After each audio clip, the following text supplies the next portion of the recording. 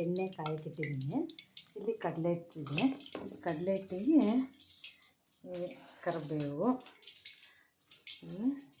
ಹಸಿಮೆಣಸಿನ್ಕಾಯಿ, ಈರುಳ್ಳಿ, ಕೊತ್ತಂಬರಿ ಸೊಪ್ಪು ಇಷ್ಟು ಹಾಕ್ಕೊಂಡು ಖಾರ ಪುಡಿ, ಸ್ವಲ್ಪ ಅಜ್ವಾನ ಕಾಯಿನ ಅಂಗೈಯಲ್ಲಿ ಹಾಕ್ಕೊಂಡು ಸ್ವಲ್ಪ ಹಿಂಗೆ ಮಾಡಿಬಿಟ್ಟು ಹಾಕ್ಕೊಳ್ಳಿ. ಓಕೆ, ಸ್ವಲ್ಪ ಉಪ್ಪು,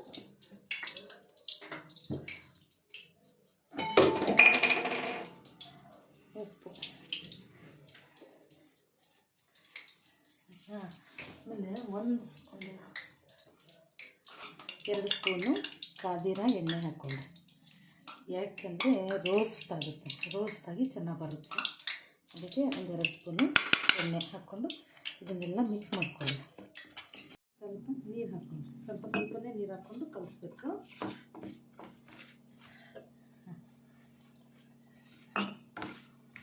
ಸ್ವಲ್ಪ ತೆಳುವಾಗಬೇಕು.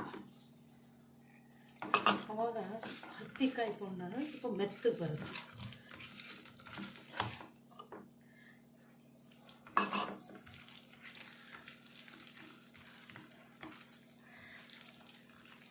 ಚೆನ್ನಾಗಿ ಕಲಿಸ್ಬೇಕಾಯ್ತು. ಈರುಳ್ಳಿ ಎಲ್ಲ ಬಿಡಿ ಆಗಬೇಕು.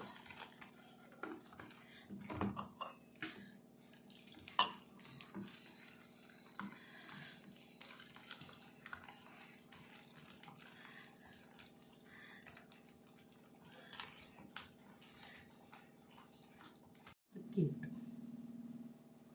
2 ಸ್ಪೂನ್.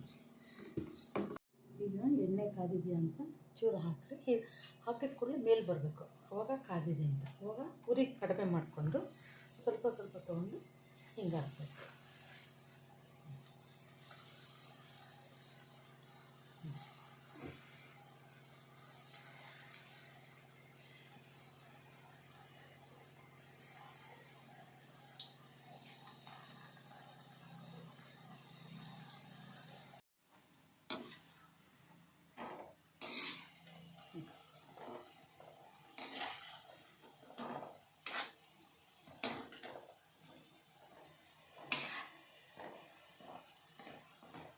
ಹೀಗೆ ಉರಿ ಕಡಿಮೆ ಮಾಡಿಕೊಂಡು ಒಂದು ಟಿಶ್ಯೂ ಪೇಪರ್ ಮೇಲೆ ಇದನ್ನು ಹಾಕ್ಕೊಳ್ಳಿ.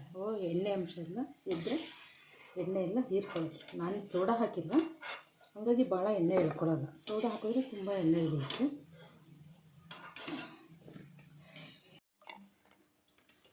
ಹೊರಗಡೆ ಮಳೆ ಬರ್ತಾ ಇದೆ. ಈ ಮಳೆಗೆ 1 ಗ್ಲಾಸ್ ಕಾಫಿ ಹಾಕ್ಕೊಂಡು ಕೆಚಪ್ಪು ಅದು ಹೇಗೆ ಬಂದಿದೆ ಅಂತ ತೋರಿಸ್ತೀನಿ. ಸೂಪರಾಗಿದೆ.